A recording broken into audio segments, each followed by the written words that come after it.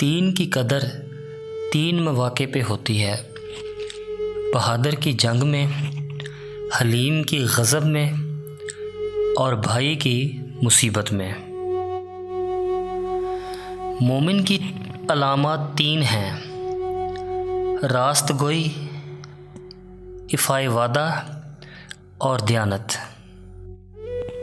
تین خصلتیں باعث خیر ہوتی ہیں: قضا پہ رضا، مصیبت میں دعا اور صبر در بلا۔ تم پردے میں بھی وہ کام نہ کرو جو لوگوں کے سامنے نہیں کر سکتے۔